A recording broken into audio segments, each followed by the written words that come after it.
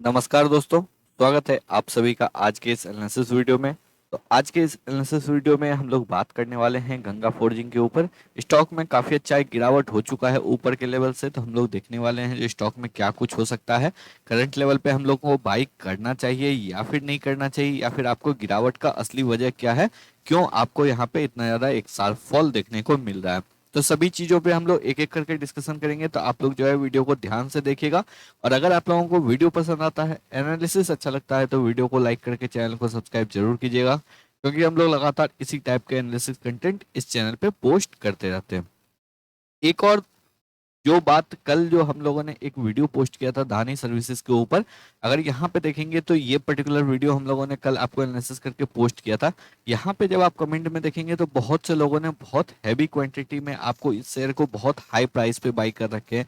और एक जो कमेंट किए थे उन्होंने तो आपको 1 लाख शेयर बाई किए हुए हैं 285 के प्राइस पे। तो एक चीज मैं हमेशा बोलूंगा, कभी भी अगर आप इतने हैवी क्वांटिटी में किसी भी स्टॉक में इन्वेस्ट करना चाहते हैं तो आपका प्रॉपर रिसर्च होना चाहिए उस स्टॉक के ऊपर।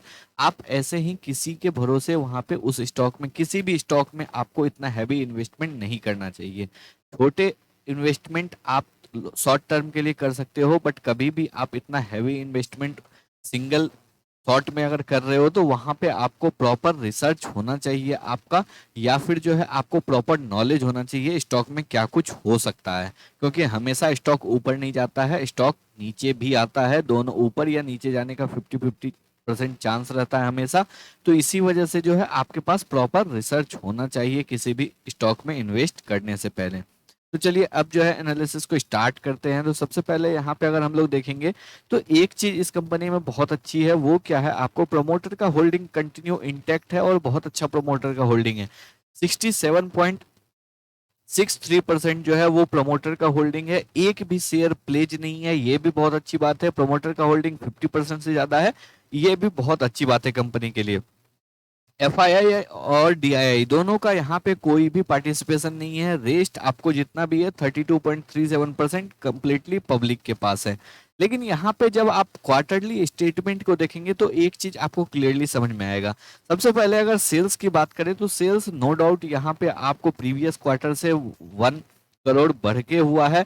और साथ ही साथ अगर यहाँ पे हम लोग देखेंगे तो ईयर टू ईयर बेसिस पे यहाँ पे आपको 33% का जंप दिख रहा है। क्योंकि लास्ट ईयर दिसंबर 2020 में आप देखेंगे तो 6 करोड़ का सेल था, दिसंबर 2021 में 8 करोड़ का सेल है। तो टोटल इनकम भी यहाँ पे आपको बढ़ा है, लेकिन उसके साथ साथ एक्सपेंडिचर भी बढ़ा है। अगर आप यहाँ पे देखेंगे तो 5 करोड़ का एक्सपेंडिचर था, यहाँ पे 7 करोड़ का एक्सपेंडिचर है। तो इसी वजह से आपको यहाँ पे प्रॉफिट में ज्यादा कुछ इफेक्ट देखने को नहीं मिल रहा, और स्टॉक कंप्लीटली आपको लास्ट 5 क्वार्टर से नो प्रॉफिट नो लॉस पे है, बिल्कुल कॉस्ट टू कॉस्ट पे काम कर रहा है।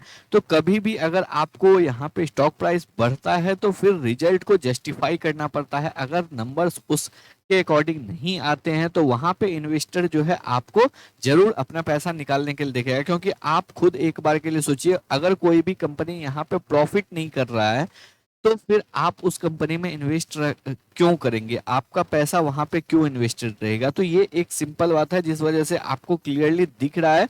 और ये एक क्वार्टर की बात नहीं है, एक क्वार्टर में, 2 क्वार्टर में अगर कॉस्ट टू कॉस्ट रहता है तो फिर भी इन्वेस्टर वहां पे वेट कर सकते हैं। लेकिन यहाँ पे कंप्लीट 5 क्वार्टर से अगर आप देखेंगे तो बिल्कुल no cost no profit no loss पे कंपनी जो है यहाँ पे काम कर रही है। और यहाँ पे सेल्स में भी कोई ज्यादा बड़ा इंक्रीमेंट नहीं देखने को मिल रहा है, और जितना सेल्स बढ़ रहा है उसी अकॉर्डिंग एक्सपेंडिचर भी आपको बढ़ता हुआ दिख रहा है। तो इसी वजह से जो है कंपनी के स्टॉक प्राइस पे क्लियरली यहाँ से भी दिख रहा है जो प्रेशर आना था। और वही चीज हम लोगों को यहाँ पे टेक्निकली भी अगर देखेंगे तो इस स्टॉक में हम लोगों को क्लियरली यहाँ पे दिख रहा है जो स्टॉक में बहुत हैवी करेक्शन हुआ है। अगर यहाँ पे देखेंगे तो स्टॉक अपने लिस्टिंग प्राइस के नीचे ऑलरेडी निकल चुका है, और ऊपर के लेवल से 23 रुपीज के लेवल से कंटिन्यू स्टॉक में गिरावट देखने को मिल रहा है। अब बात आती है जो सबसे पहले यहाँ पे फ्रेश बाइंग करना चाहिए या नहीं करना चाहिए। तो एक चीज यहाँ पे देखिए, अगर आप वीकली चार्ट को भी देखेंगे तो कहीं पे भी आपको एक फ्रेश रिवर्सल का साइन नहीं दिख रहा है। और साथ ही साथ अगर डेली चार्ट भी हम लोग देखेंगे तो डेली चार्ट में भी यहाँ पे कहीं पे भी रिवर्सल का साइन नहीं दिख रहा है। स्टॉक कंप्लीट एक higher low higher high, lower low lower high का फॉर्मेशन जो है यहाँ पे हम लोगों को देखने को मिल रहा है। अगर देखेंगे तो कुछ इस टाइप का फॉर्मेशन कंप्लीट हम लोगों को देखने को मिल रहा है। तो इसी वजह से डेली चार्ट में भी यहाँ पे आपको कोई भी रिवर्सल का साइन नहीं दिख रहा है, साथ ही साथ वीकली चार्ट में भी कोई भी रिवर्सल का साइन नहीं दिख रहा है। तो एक जो बहुत से लोगों को डाउट है जी यहाँ पे आपको इतने प्राइस पे लेना चाहिए नहीं लेना चाहिए, तो यहाँ पे मैं बोलूंगा नहीं लेना चाहिए, क्योंकि स्टॉक के ना फंडामेंटली आपको नंबर्स में कुछ पॉजिटिव दिख रहा है और ना ही टेक्निकली आपको यहाँ पे कोई भी पॉजिटिव साइन दिख रहा है, तो इसलिए यहाँ पे आपको लेना तो नहीं है। अब बात आती है जो लोग यहाँ पे 15 20 इन सभी लेवल से ले लिए हैं वो लोग क्या करेंगे, तो वो लोग वेट कर सकते हैं। यहाँ पे अभी जो है ऑलरेडी आपका मोर देन 50% का ड्रॉ डाउन हो चुका है।